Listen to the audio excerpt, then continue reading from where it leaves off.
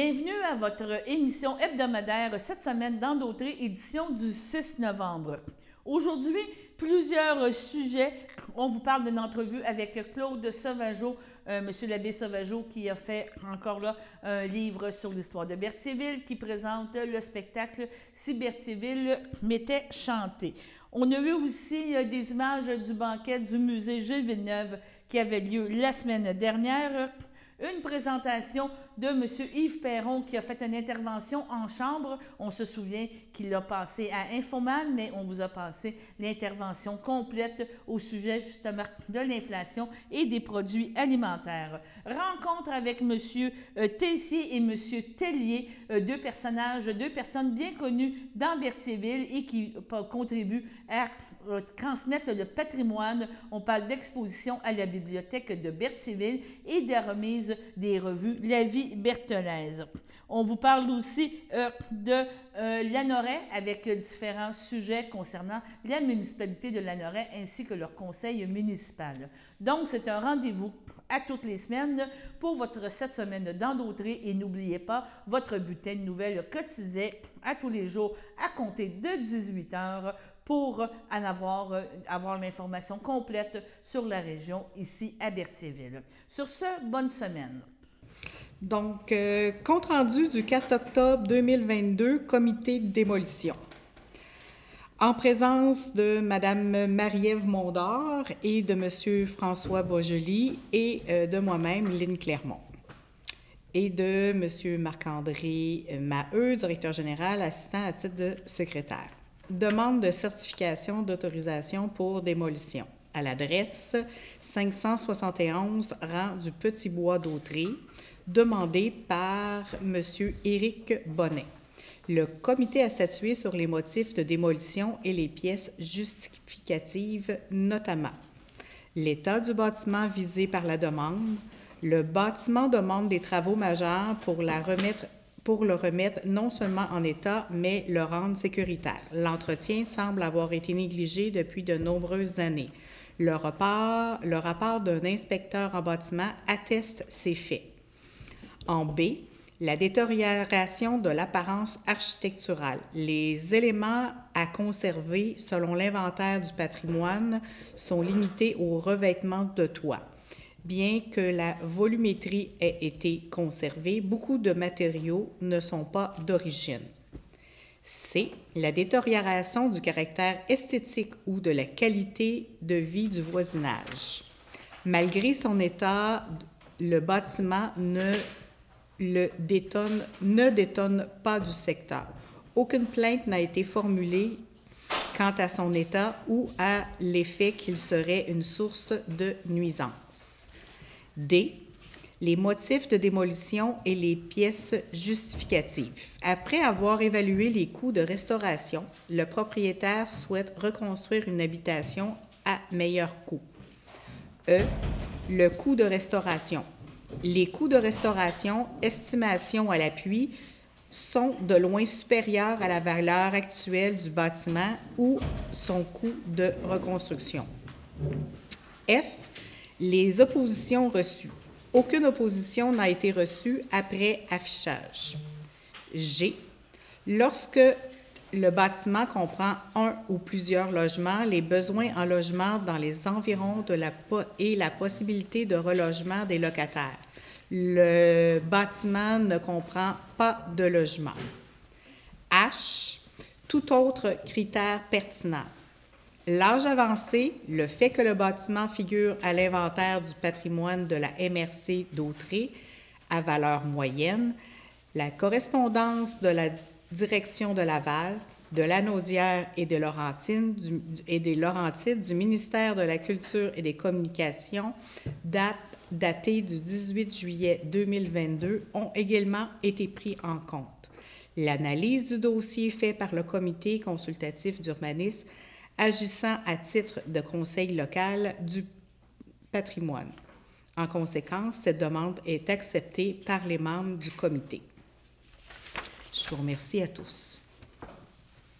Merci beaucoup, Mme la Présidente.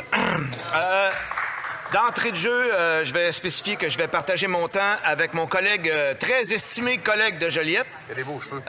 Je remercie d'emblée le collègue de Cowichan-Malahat Langford d'avoir apporté ce sujet très important à la Chambre qui préoccupe plusieurs de nos concitoyennes, concitoyens, le prix de l'épicerie.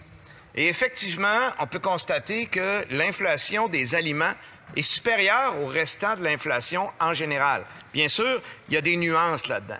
Et sur cet aspect de nuance, je vais rejoindre le collègue de King's Hans qui s'est exprimé tantôt au sujet que, puis ça va rejoindre un peu la question que j'ai posée au chef de l'opposition tantôt. Il serait intéressant, Madame la Présidente, qu'on s'efforce de travailler avec rigueur et qu'on s'efforce de ne pas faire de populisme, que ce soit dans un sens ou dans l'autre.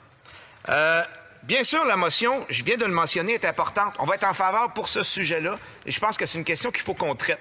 C'est la raison d'ailleurs pour laquelle on a, au fil des discussions hier, approuvé la motion. Donc, cette question-là, je l'annonce au Parlement pour ceux qui n'étaient peut-être pas là plus tôt, sera étudiée au Comité de l'agriculture et de l'agroalimentaire en détail.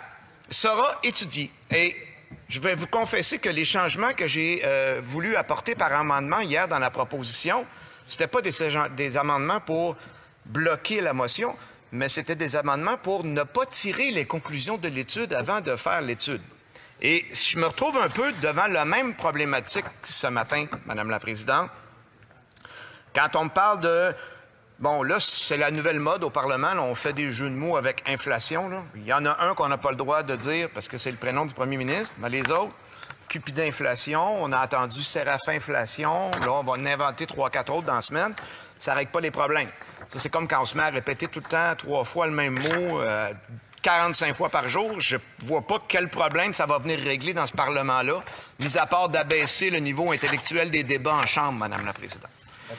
Par contre, de contraindre d'aller étudier cette question-là, d'observer les profits effectivement très importants qui sont réalisés présentement par les grands distributeurs agroalimentaires. Et là, il est l'enjeu.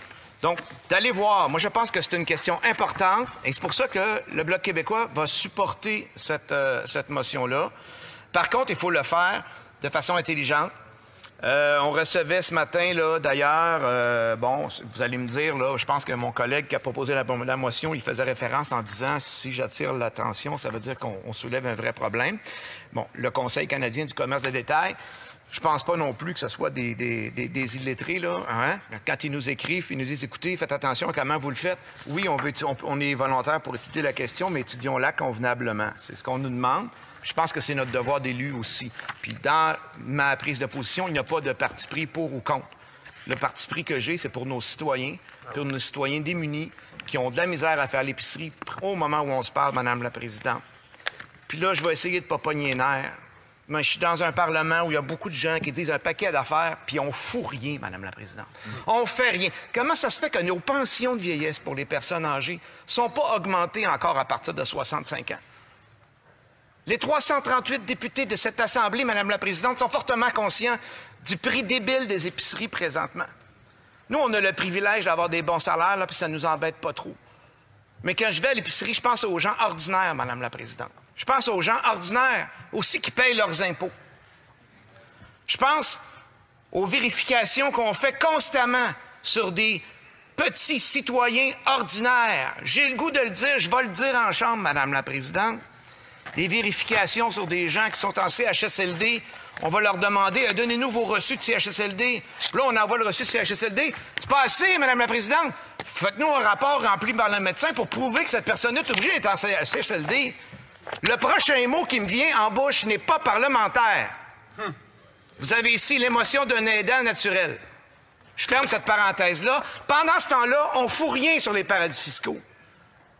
C'est des milliards et des milliards à chaque année. Depuis des années, on condamne ça. Comment ça se fait qu'on ne se lève pas debout et qu'on ne fait pas rien là-dessus? Allons en chercher, je ne sais pas moi, la moitié, le quart. Là, on pourra redistribuer des sommes aux gens les plus démunis. Puis faisons-le, encore une fois, intelligemment. Moi, quand je nous vois adopter des programmes exemple de soins dentaires dans lequel on va donner une facture de 100 $ puis on va recevoir 650. Est-ce que ça, c'est vraiment intelligent comme mesure? Oui, ça va redistribuer de l'argent à des familles, d'accord, mais est-ce qu'il va vraiment, il va y avoir une amélioration des soins dentaires? Moi, c'est ce que je nous invite à faire comme Assemblée. Soyons rigoureux. Soyons intelligents. Soyons conscients aussi que l'inflation, elle est généralisée, elle a plusieurs raisons. La COVID-19 a déstabilisé les chaînes d'approvisionnement, Madame la Présidente. Le coût des transports a explosé de façon exponentielle.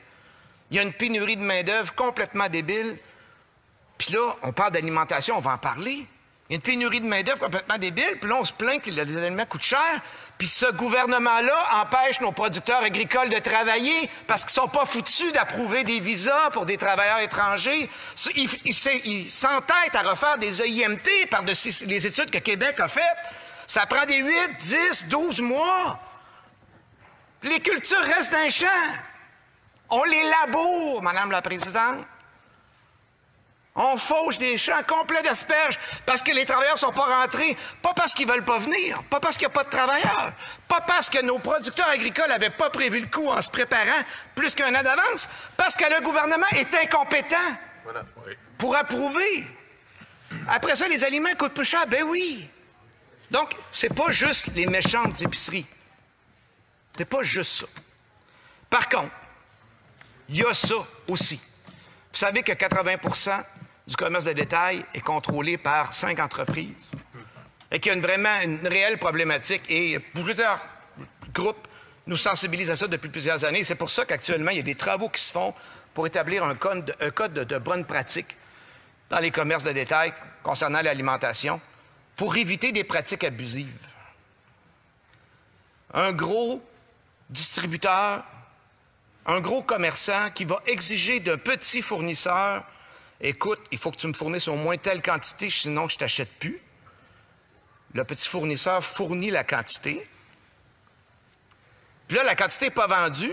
Il dit « Bien là, tu vas me rembourser la quantité qui n'a pas été vendue, puis tu vas venir la chercher. » Ça, c'est du commerce équitable, Madame la Présidente? Je pense pas. Mais est-ce que tous les dirigeants des grandes entreprises sont des pourris? Je pense pas non plus. C'est pour ça qu'il faut tempérer nos affaires. C'est pour ça que l'étude en comité va être fondamentalement importante.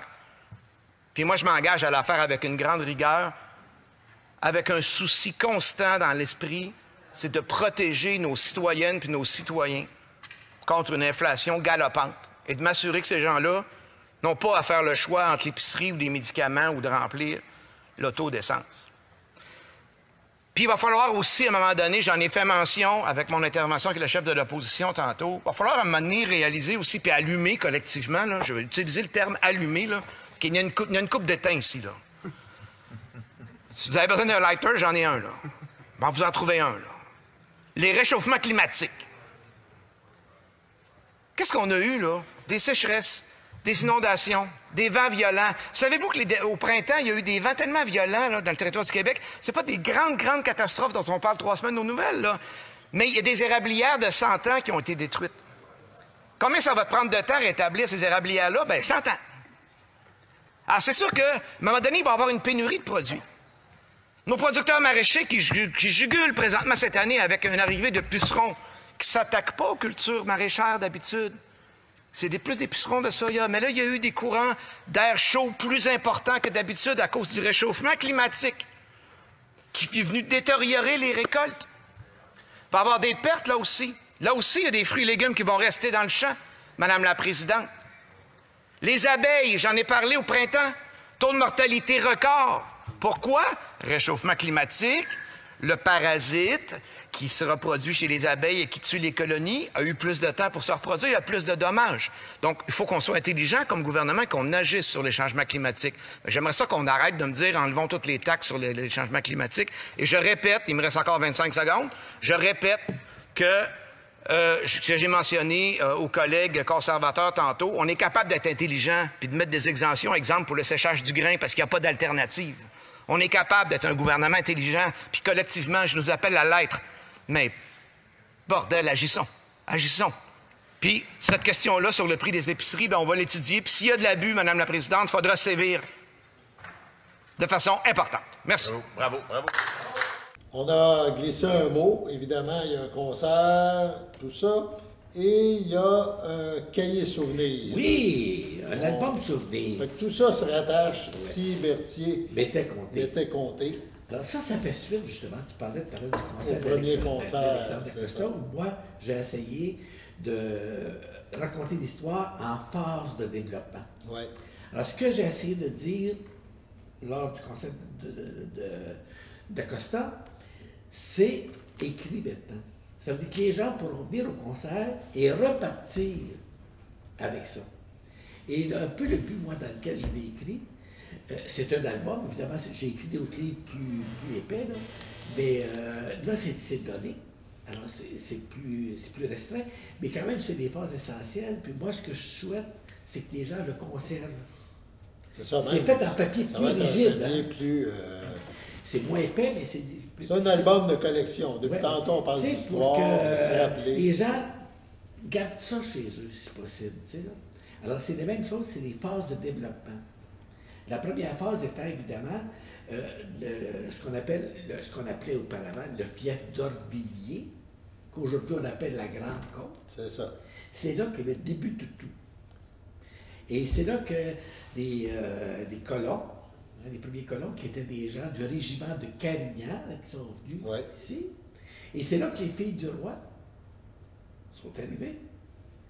Alors, on a toute une phase de développement là-dessus. Fait que ça va nous raconter ou nous rappeler Oui, ou oui. nous apprendre pour ceux D'ailleurs, qui regardez, savent vous pas. avez on voit ici, Exemple, hein, il y en a un des croquis. les ou, croquis, on ne pouvait pas prendre de photos. c'est Hein. ça, à l'époque. Mais alors, c'est des croquis, regarde des gens ensemençant à travers les souches, un cultivateur.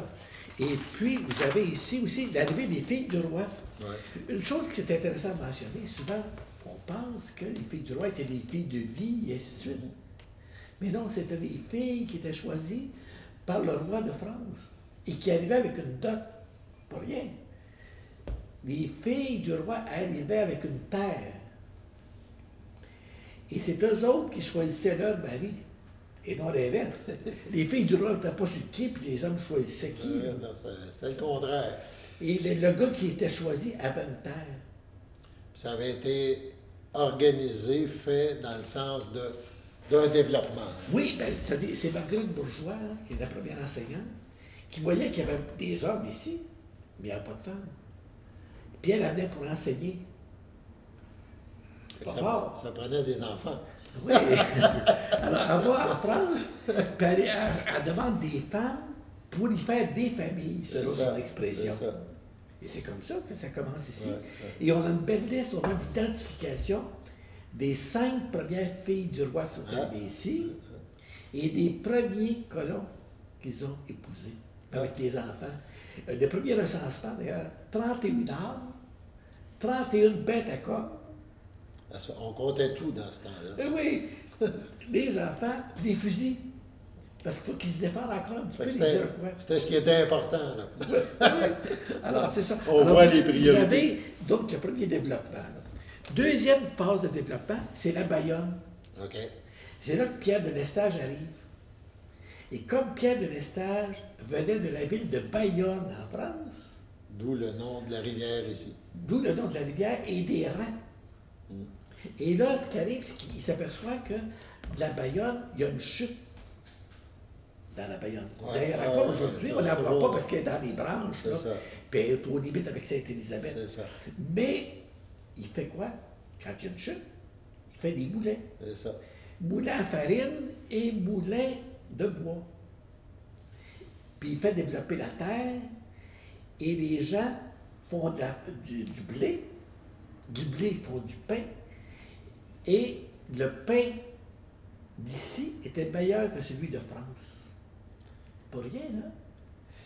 Puis ici, on a Toute une roue à un moment donné oui. qui s'est mis Regarde, en place. ici, vous avez des chutes, vous avez la Bayonne, Ouais. et vous avez les filles du roi qui font du blé, Ouais. hein, qui travaillent la terre. Et puis ici, vous avez la première église de Berthier. La première église de Berthier qui se situait dans le parc Sainte-Geneviève, Ouais. au coin de la rue Sainte-Geneviève et Frontenac. Et on voit ici l'église. Et puis vous avez aussi L'église, pour la photo, hein, il n'y a pas de photo non plus.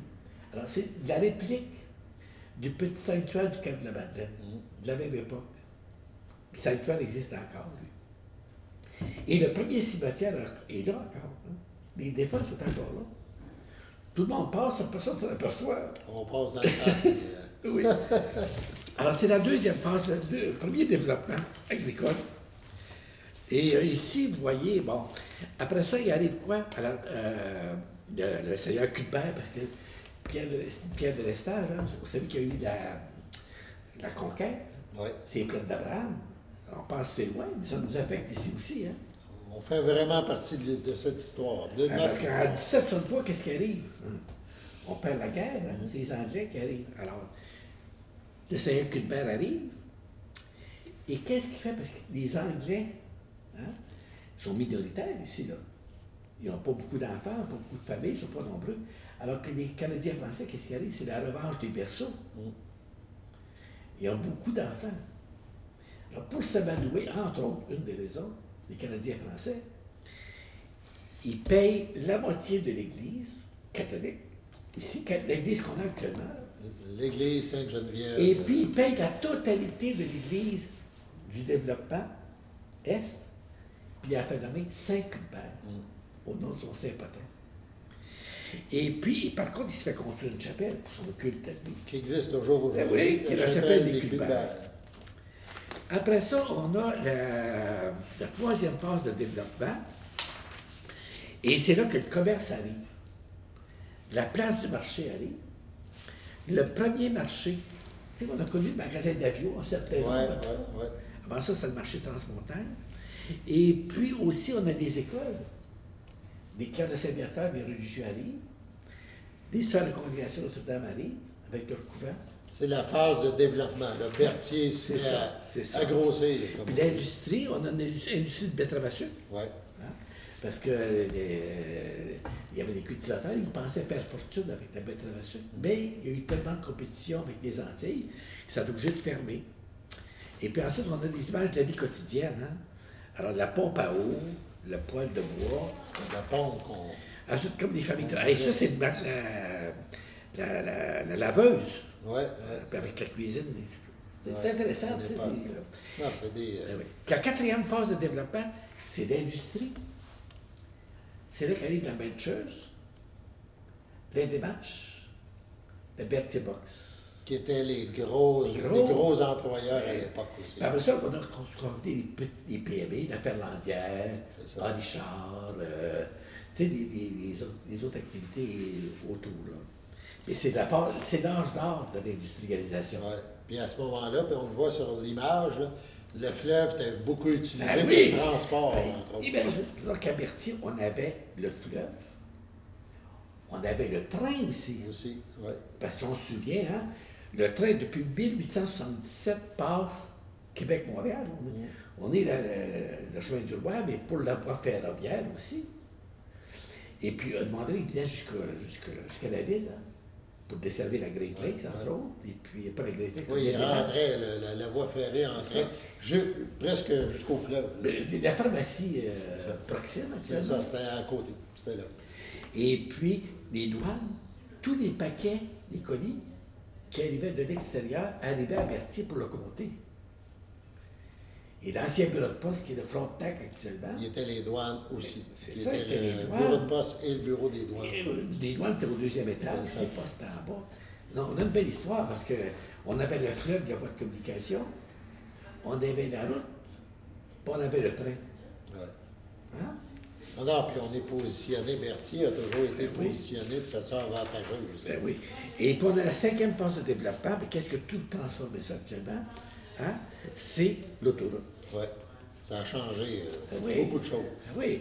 Regarde, nous, on est parti de 3 phases de développement. Première, c'est le plan économique, là, c'est les ressources naturelles. Tu sais, d'autres, c'est l'agriculture ici. C'est ça.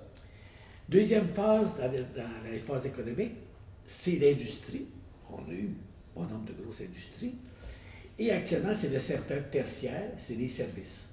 Hein? Garage, restaurant et services gouvernementaux. Ouais. Alors, vous avez ça ici. Puis ensuite, les écoles aussi, la polyvalente ici. Et puis le monument de tricentenaire. Un autre monument qui rappelle, hein, qui veut qu'on se souvienne. C'est ça. Parce que c'est le nom des familles. Toutes les familles C'est ça. qui étaient présentes à Berthier en 1972. Au tricentenaire. Ouais. C'est ça. Alors, vous avez dans ce livre-là aussi les différents recensements, le mouvement de population. Et puis, ce livre-là va être remis. Le conseil est gratuit, mais aussi, cet album-là, là, je ne peux pas qualifier d'un livre, là, comme j'ai déjà écrit, mais l'album, au moins, souvenir, va être remis par les maires.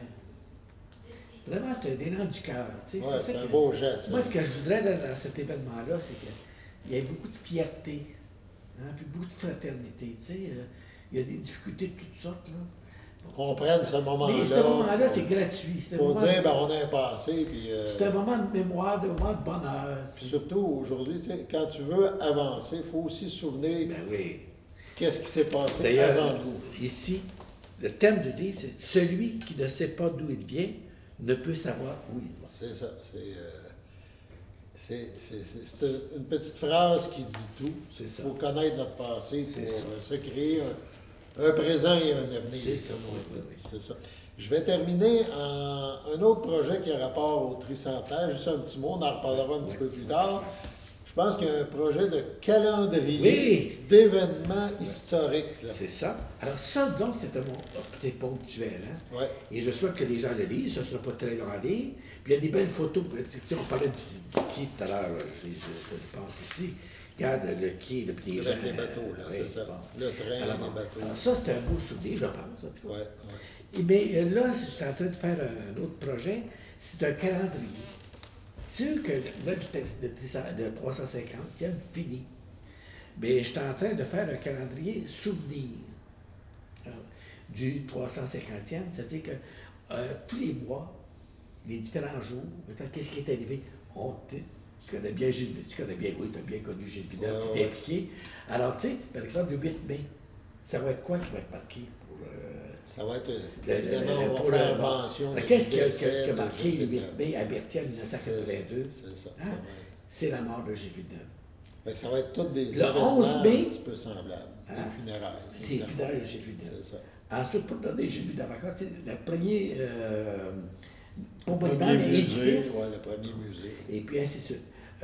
Mettons aussi l'arrivée des moniales, mettons à quelle date, la bénédiction des cloches. J'imagine qu'on a toutes les- tellement d'histoires qu'on doit être capable de remplir pas mal le calendrier. Oui, ben oui. Ensuite, il y a je donne des autres choses. Il y a un maire qui s'est noyé parce qu'à un moment donné, il n'y a pas de pont entre Berthier et Sorel. Il y avait un pont de glace. Et puis le pont, c'était. Parce qu'il y avait pas même il n'y avait pas les petits ponts entre Berthier et les îles. Alors, c'est C'est plein de petites choses que j'ai glanées. Moi, j'ai écrit. Hein, Des livres historiques que vous êtes Alors, allés là, chercher. je prends des perles dans ces différents livres-là, puis je les mets dans un calendrier, de sorte que les gens puissent, au cours du mois, mois de janvier, qu'est-ce qui s'est passé au mois de janvier? C'est ça. Tu sais, au cours des années. Là. Et puis, je pense que. Puis, il sera illustré aussi. Et puis, ça aussi, pour la ville de Berthierville, c'est la ville de Berthierville qui le donne. Et ça sera donné aux gens de la ville de Berthierville à l'occasion du concert de Marc Kervin. OK. Fait que ça aussi, je trouve ça Fait beau. que c'est tous des beaux éléments qui s'entrecroisent, qui nous rappellent notre passé, Ben oui. notre histoire, notre passé. Puis on vit ça dans le présent. Fait C'est qu'on ça. peut pas, Dont on peut peut être pas- fier en plus. Hein? C'est ça. Parce que Berthierville a tellement d'atouts, il y a tellement d'histoires derrière tout ce qui s'est passé, C'est ça. que je pense tous ces produits-là qu'on parle, tous ces événements-là, que les gens sont invités à participer, C'est ça. je pense que ça parle par eux-mêmes, ces événements-là. Ça nous a fait plaisir à CTRB Merci de d'avoir parler invité d'histoire. aussi. Ça me fait plaisir de parler d'histoire avec l'abbé Claude Sauvageau, dans le cadre, évidemment, de tout ce qui se passe pour le 350e anniversaire de Berthierville, de Sainte-Geneviève de Berthier, de Berthier. Ah oui. Tout simplement. Puis bienvenue le 6 novembre. Hein? Oui, au C'est dimanche concert. prochain. Donc, on invite les gens à assister à cet événement-là et à suivre les autres événements là, d'ici la fin des festivités entourant ce 350e anniversaire. Merci bien. Bien, merci Alain. Au revoir. En cette année du 350e anniversaire de Berthierville, de Sainte-Geneviève de Berthier aussi, donc de Berthier, il y a plein d'activités qui se sont déroulées, qui se déroulent et qui vont se dérouler durant les prochaines semaines, les prochains mois. Toujours un peu en souvenir de tout ce qui s'est passé depuis la naissance de Berthier. J'ai à mes côtés l'abbé Claude Sauvageau. C'est un passionné d'histoire, mais c'est un passionné d'histoire en général, mais de Berthier, je pense que c'est quelqu'un, évidemment, de la place, qui a grandi ici. Fait qu'il a toujours eu cet intérêt à collectionner, si on peut dire, les petits faits, les événements, tout ça, pour se rappeler, pour partager après. Je pense que c'est ça le plus important. On se souvient que le 9 octobre dernier, il y a eu un concert en l'église de Berthier. C'était plein à craquer. On a accueilli Alexandre Dacosta, le célèbre violoniste. Et pendant ce concert-là, l'abbé Sauvageau intervenait pour nous donner des petites brides d'histoire. Les gens, il y en a beaucoup qui entendaient peut-être ça pour la première fois. Les plus âgés, ben, c'était des souvenirs. Dans le fond, c'est ça qu'on veut. Donc, c'était un succès. C'était quand même spécial de participer à un événement comme ça. Très, très bien. C'était très, très particulier. Cet événement-là, il y a comme des suites à ça, si on peut dire. Et on passe de ce concert-là à si Berthier mettait chanter. C'est ça. On l'a compté, on le chante aussi.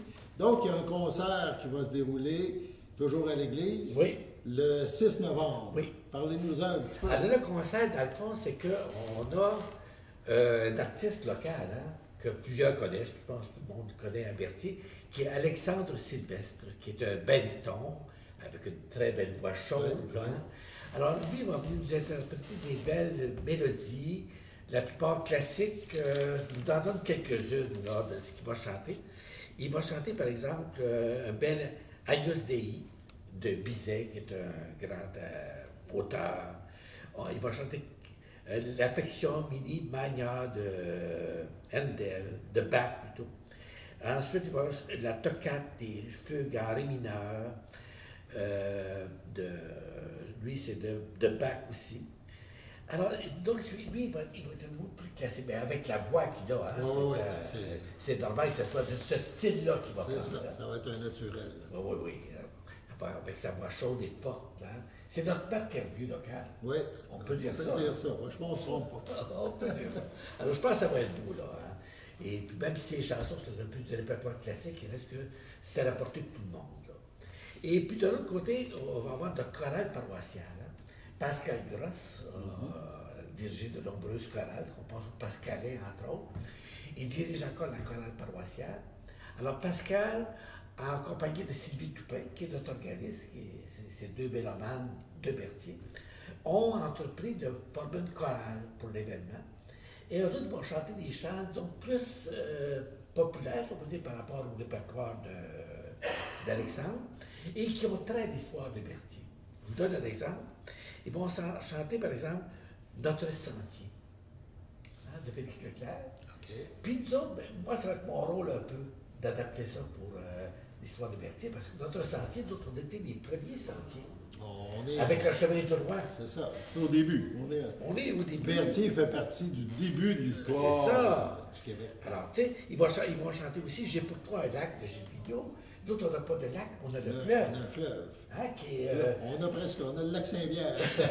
oui, mais ça aussi, là. Alors, donc, il y a plein de beaux chants qui vont venir. Et puis, ils vont chanter quelque chose aussi, le credo du paysan. Dans l'histoire, des peut-être plus vieux, ça l'appelle de M. Doyle Denis, entre autres, qui chantait ça de sa voix, voix chaude. Alors, des voix et credo du paysan. On a aussi un invité qui est Monseigneur Corriveau, notre évêque, qui chante aussi. Ah oui? Oui. Alors, il va venir chanter avec la chorale des champs et des vallées. Alors, ça va être vraiment partagé. Mais dans les deux cas, là, c'est une même passion. Que ce soit Alexandre, que ce soit la chorale, c'est des gens de chez nous, premièrement. Hein? tu sais, on a eu Alexandre Dacosta qui a été excellent. Je pense qu'on aura Marc Hervieux, il sera aussi excellent. Mais là, c'est l'emphase sur nos artistes locaux. Nos talents. Nos talents, là, chez nous. Et on en a. Puis des belles musiques aussi. Alors, j'ai confiance. Ça va être beau. Donc, ça se déroule, on a dit, 6 novembre. J'imagine, est-ce que les gens réservent des billets? C'est entrée libre. Je peux dire une chose, c'est que ce concert-là est une gracieuseté des deux municipalités. La ville de Berthierville et la municipalité de Sainte-Geneviève.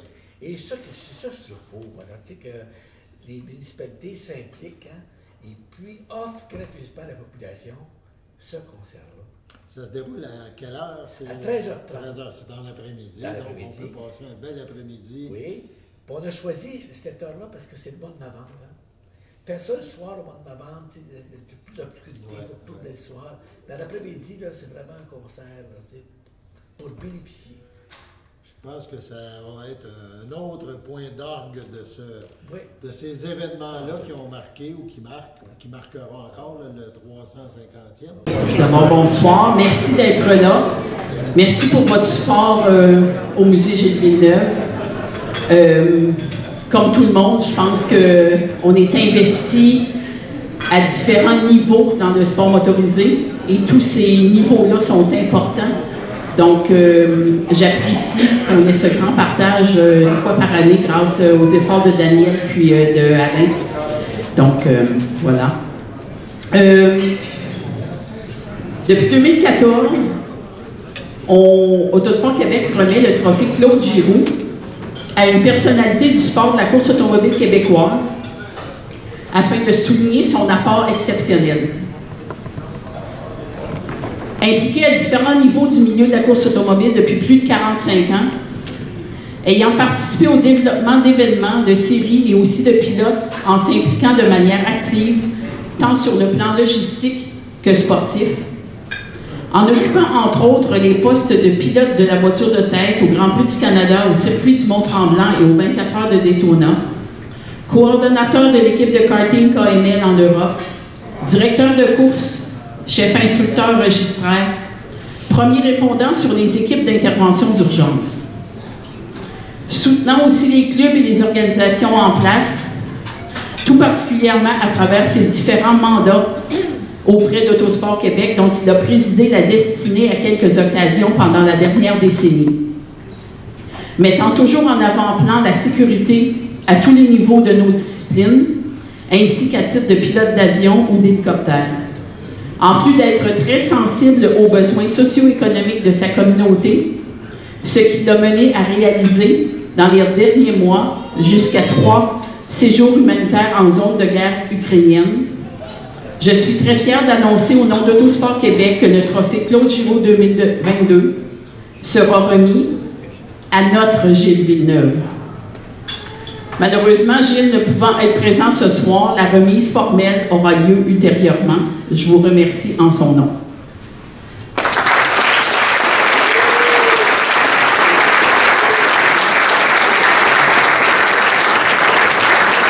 Bonjour Sylvie, ça va bien? Oui, bonjour, merci. Oui, toujours la coordonnatrice à la bibliothèque ici à Berthierville. Absolument. Aujourd'hui, on est en plein triage, on pourrait dire, classement.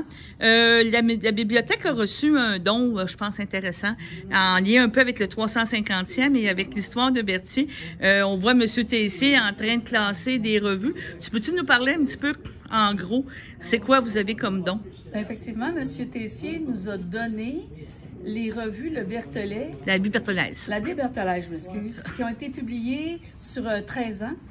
Il y a des exemplaires différents de différents mois de ces publications.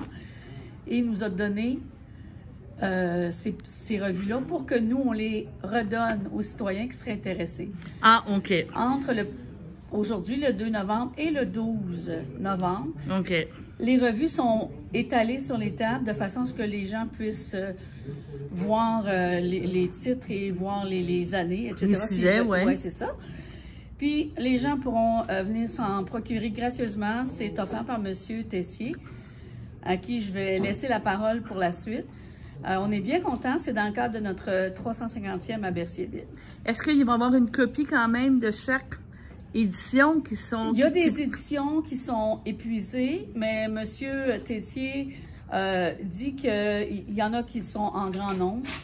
Peut-être qu'il y en a épuisé. Là, je ne peux pas vous dire exactement parce qu'on est à faire le décompte présentement. OK. Mais il y en aura quand même en grand nombre. Puis il y a des éditions qu'on a en quantité assez volumineuse. Mais moi, qu'est-ce que je veux dire? Est-ce que la bibliothèque reçoit quand même une édition de chaque pour les garder dans ses archives ou c'est quelque chose qui n'est pas prévu? J'avais pas pensé à ça. Je vais parler avec M. Tessier de ça. C'est pas une mauvaise idée. Ça serait...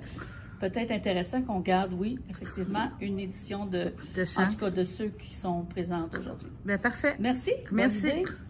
Monsieur Tessier, comment allez-vous? Bonjour, Daniel. Bonjour, bonjour. Je vous laisse en plein travail, mais on peut se parler un petit peu. Avec plaisir. L'idée de faire partager ces vies bertholaises-là, c'était important pour vous? C'était quelque chose, c'était un don, un legs que vous vouliez laisser? Oui, exactement. Depuis quelque temps, je dois avouer, Daniel, que je déplore beaucoup que la mémoire des Bertholais qui ont fait beaucoup de choses soit oubliée. On est à la bibliothèque présentement et je vois que la photo de la fondatrice de la bibliothèque, Mme Nicole Schofield, a été enlevée tout simplement, comme si elle n'avait jamais existé. Alors l'idée de donner les surplus de la vie bertholaise, qui était une revue patrimoniale, une revue historique. Alors, en relisant les pages de la vie bertholaise, on a la chance, je pense, de découvrir des gens, de faire revivre des gens qui ont fait beaucoup pour Berthier, Berthierville, l'île du Pas, l'île Saint-Ignace et toute la région. Alors, chaque année, évidemment, il y avait des copies chaque mois, des copies non vendues, une deuxième réédition pour les copies les plus populaires. Donc, il nous en restait beaucoup. Et j'ai décidé de les donner, carrément de les donner. Les personnes viennent ici à la bibliothèque, regardent sur différentes tables, et s'ils ont le goût de... Si ça parle de leurs parents, frères, sœurs, parents, amis, ou simplement un Bertholais qui les a... qui leur a fait beaucoup de... Qui les a marqués? Ben oui. Ben, ils peuvent partir avec 1, 2, 3 ou 10 copies s'ils veulent. Okay. Ces copies-là sont à la disposition de tout le monde et c'est gratuit. Voilà, c'est un geste que je voulais poser dans le cadre du 350e. Et cette distribution-là, est-ce que vous savez quand ça va avoir lieu? C'est en fin de semaine, là, le 6 et le 7, c'est bien ça? Je pense que c'est tout le mois. Tout le mois, je vais vérifier avec madame. On m'avait dit que c'était tout le mois. C'est tout le mois. Allez-vous être présent quelques après-midi ou venir rencontrer les gens? Ben oui, autant que faire ce peu, je viendrai faire mon tour. Mais c'est pas moi qui est important là-dedans. Là. Non, mais des fois, tu peux faire des échanges pour parler, de parler de qu'est-ce qui s'est passé dans cette période-là. Les textes que j'ai écrits, si on fait le cumul, les textes que j'ai écrits dans cette revue-là, Jacques Rainville et moi, bon, on a dû écrire au moins 1200 textes chacun. Alors, c'est surtout ces textes-là que je voulais faire revivre. Okay. La vie bertholaise a été éditée de quelle année à quelle année? De 1974 à 1991. 91, d'accord. C'est ça. Donc, ça couvre tous les événements. Ça parle d'entreprise, ça parle de plein de choses qui sont passées dans Berthier. Ça parle des événements et de toutes choses qui se sont produites avant 1974. Il y a des choses qui... on a des reportages de 1800, du début du siècle... 1900, etc. Non, il y a beaucoup de choses. Je pense que c'est une belle façon de revivre ce que nos ancêtres ont fait, ce qu'actuellement, je déplore énormément. On oublie à Berthierville ceux qui nous ont précédés. OK. Et qu'est-ce qui vous avait donné l'idée de faire cette revue-là? 72 avait été une année anniversaire à Berthierville, dans cette période-là. Ils avaient sorti cette revue-là par la suite, avec l'engouement qu'il y avait dans cette période-là de connaître notre passé? C'est plus compliqué que ça. C'est que en 1974, j'étais directeur général du Courrier de Berthier, l'hebdomadaire qui a précédé l'action, là. Et on a décidé, pas moi, mais les propriétaires, de fermer, d'arrêter la publication. Donc, en 1974, il n'y avait plus aucune publication qui était dirigée à Berthier. C'est à ce moment-là avec le concours d'Alain Doucette, qui était à l'époque, Jude Guévremont, Claude Rondeau et moi, on a fondé la Vie Bertholaise. Et elle a duré pendant 17 ans. Donc, en tout cas, félicitations. Puis on va inviter les gens à venir se procurer on pourrait dire des pièces d'archives, des histoires. Et que les gens ne se gênent pas, c'est gratuit. Ils peuvent en apporter 1, 2, 3, 10 copies s'il en reste. Ça appartient à la population et c'est gratuit. Bien, parfait. Que je vous remercie. Merci, Daniel. On est en compagnie de Sylvie Francis et de M. Tellier. Est-ce que Sylvie, tu peux nous présenter et nous dire à quoi qu'on s'attend ici à la bibliothèque? Alors, bienvenue à la bibliothèque de Berthierville. Alors, aujourd'hui, vous allez rencontrer 2 exposants. Le premier est M. André Tellier, qui expose des maquettes d'édifices du coin, je vous dirais. Et M. Tellier, depuis quelque temps déjà, expose ici, mais là, on a décidé d'en faire un événement plus significatif, là. Exact, mais qui va aussi avec le 350e de Berthier. Parfait. Alors, je vais vous laisser au soin de M. Tellier et à ces belles maquettes. Parfait. Bonjour, M. Tellier. Bonjour. On est bien content de vous rencontrer. C'est un passe-temps que vous avez commencé comme passe-temps, là, pour le plaisir. Comme rien, à un moment donné. C'est venu tout seul. OK. Puis c'est quoi la première œuvre que vous avez faite? La première œuvre, c'était un garage. OK. Amateur de voitures. Et puis, avec des voitures de collection en métal, miniature. J'ai fait un petit garage, commencé avec mes voitures. Puis de là, parti l'idée d'en faire d'autres. OK. On va regarder rapidement un petit peu qu'est-ce que vous avez fait parce qu'on va inviter les gens à venir voir. Donc, vous avez fait ici déjà des maisons de Berthierville. C'est beaucoup de temps, beaucoup de travail, là. Ici, si on regarde ça, c'est l'ancienne maison des Nataires, Bovins et Sarrasins, qui date qui a été bâtie dans les années 1800. Et là, vous avez décidé, vous promenez, vous regardez qu'est-ce que c'est, puis vous le refaites à l'échelle. Est-ce qu'on peut dire que c'est à l'échelle? Probablement proche à l'échelle. Proche à l'échelle et tout ça. Et on continue, il y a une autre bâtisse ici qui a beaucoup changé, mais à l'origine, elle était comme ça. Ouais. On pourrait dire que c'est le salon funéraire, le Mire, qui est devenu un autre salon funéraire aujourd'hui, mais à l'époque. C'est un autre salon qui est à la même place. OK. Ça a changé complètement de façade. Parfait. Maintenant, on a aussi la chapelle des Coups de Baisse, c'est important dans Berthier, bien oui. Encore là, c'est très, très, très beau. C'est une petite pièce, ça fait longtemps que j'ai fait ça. Oui? Elle était à la chapelle là-bas, petit frère. OK. 2 états de temps, je les ai prêtés. Parfait. Puis, vous me disiez que ça vous prenait environ 1 an, hein, par œuvre à faire à peu près. Ça me prenait un an à faire. Mais si on calcule 15 que j'ai fait, on dit 15 ans. OK. Depuis 15 ans, vrai. OK. Votre dernière en date, c'est... l'église de l'Édipas, oui. Très beau. Félicitations. Ça ressemble un petit peu. Oui. Vous prenez les couleurs aussi? C'est bien important. Bien important, ben oui, pour qu'on reconnaisse la bâtisse. Et là, vous me parliez de garage, ben c'est ça, vous avez commencé... C'est un garage en gros, là. Si vous dedans, ça s'enlève, ça. OK. Je ne sais pas sur les instruments qui coûtent assez dispendieux. Ben oui, ben oui. Ça, c'est un garage. Il n'y a pas de nom, je me suis fait un garage. Vous vous êtes fait un garage. Une belle œuvre aussi, c'était ici, le phare, on pourrait dire, à Pointe-au-Père, là, dans le bout de Rimouski. Ça, puis on peut l'appeler celui de Matane. OK. Comme on peut l'appeler celui de Rimouski. Ouais. Mais moi, je l'ai appelé le Fort des Mers. OK. Puis ici, la maison, c'est la maison du gardien. OK. C'est des belles inspirations. Vous étiez allé dans ce coin-là? Oui, puis... à d'autres coins ici. C'est votre coin préféré. Regardez mon matelot, mon pêcheur. Et là, quand on parle d'eau, ben vous me parliez ici, tantôt. Là, ça, c'est un porte-conteneur. Oui. Ici, c'est un vraquier, oui. Un transporteur de minerais bruts. C'est ça, oui, un vraquier, oui. C'est ça. Tu vois un peu avec le... Avec le même thème, oui. On les voit passer sur le fleuve. C'est ça, oui. Hein? C'est Catherine Gardin, c'est le connaisseur. Oui. Vous le revirez de bord, il y a 2 sens. OK. Comme le bateau. Oui, on le revirez de bord. Il ne flotte pas, mais il y a 2. Les matériaux que vous utilisez, c'est quoi exactement? D'abord, c'est du carton, de la colle, du carton en farci. OK. de la colle, beaucoup de carton. Tout est recyclable. OK. Tout est recyclable.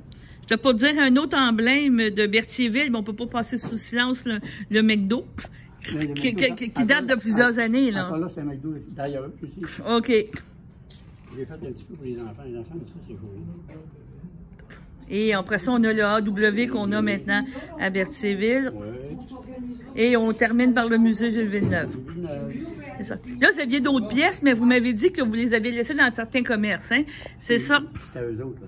C'est à eux autres maintenant. Vous avez fait des dons. S'ils voulaient avoir le salon funéraire, il est exposé. Au salon funéraire. Ah, du salon, oui. Ils sont venus chercher chez moi.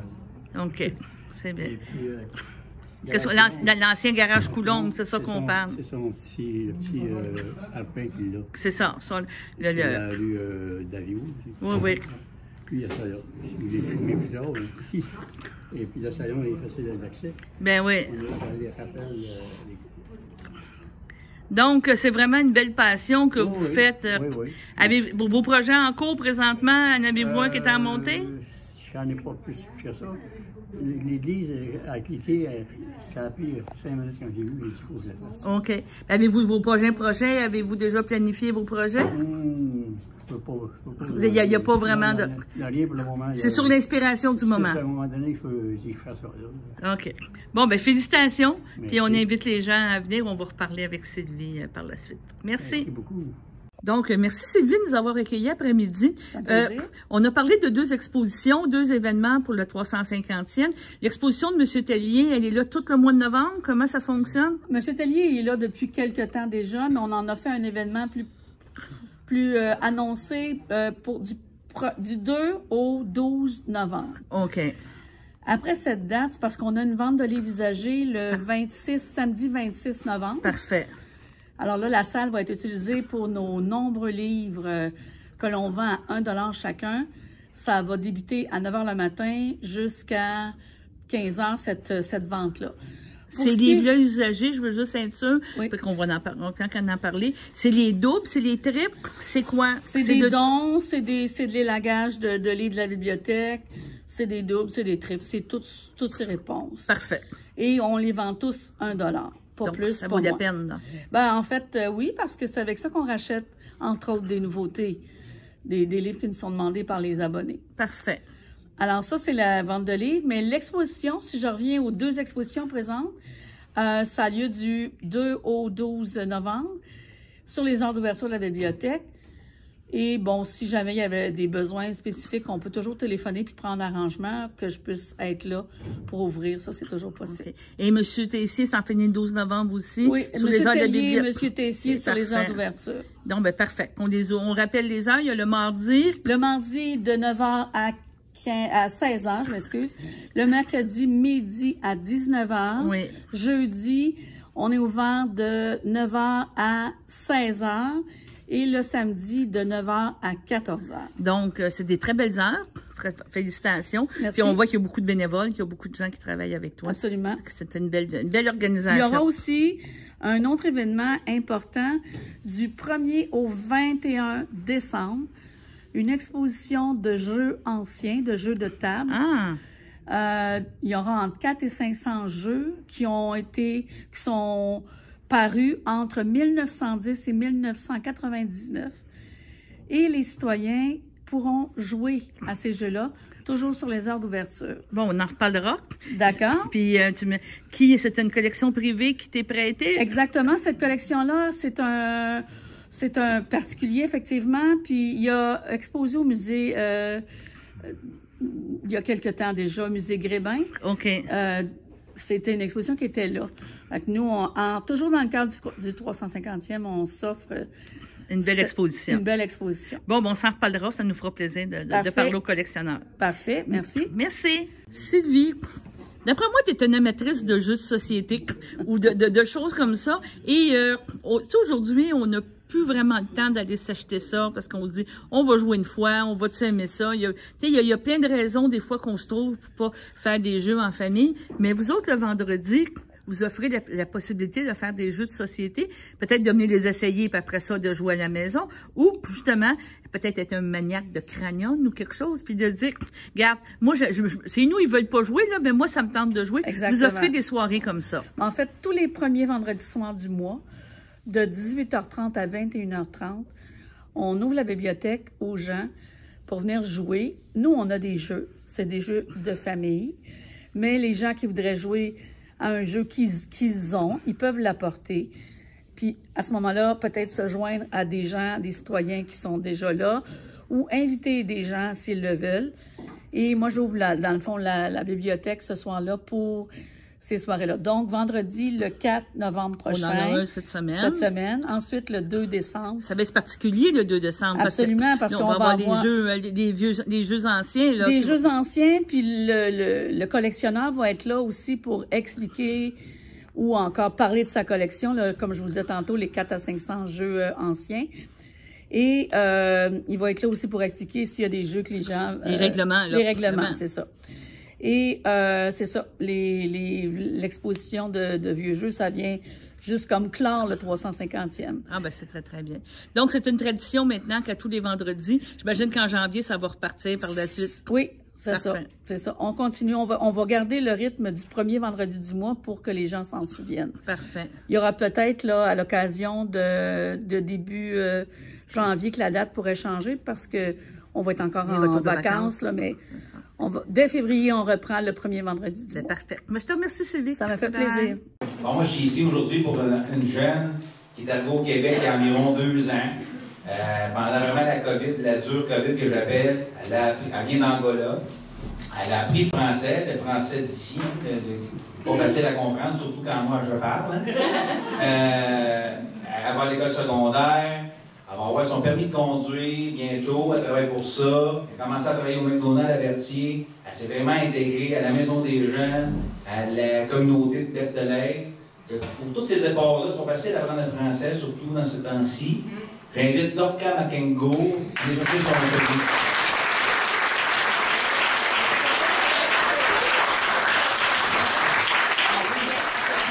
Ça a l'air, il faut que je parle de mon organisme. Je suis Plage Jeunesse Berthier. C'est pour les jeunes de 11 à 17 ans, c'est pour tous les jeunes, et non pour les délinquants. Il y en a qui pensent qu'il y a des jeunes qui dorment là. C'est pas ça, c'est pour tous les jeunes. On fait des ateliers bouffe avec les jeunes, on fait d'aide aux devoirs. C'est un milieu de vie stimulant, accueillant pour les jeunes. Il y a des intervenants formés qui sont là. Si vous avez des questions, on a un beau site Internet. Sinon, numéro de téléphone, vous pouvez m'appeler Daniel Glazu, on me surnomme Bobo dans le milieu. Je suis plus connu par ce surnom-là, parce que Daniel Glazu ne dit rien à personne. On a une maison de jeunes aussi à Saint-Barthélemy, s'il y en a des fois qui viennent de là. On a une maison de jeunes ici sur la rue Melchior, la maison bleue en Canexel. Avez-vous des questions, les gars? Des commentaires, des insultes? Pour les insultes, ce sera aux toilettes à midi 40. Laissons l'honneur à Dorca Makengo pour son prix. J'aimerais qu'on l'applaudisse.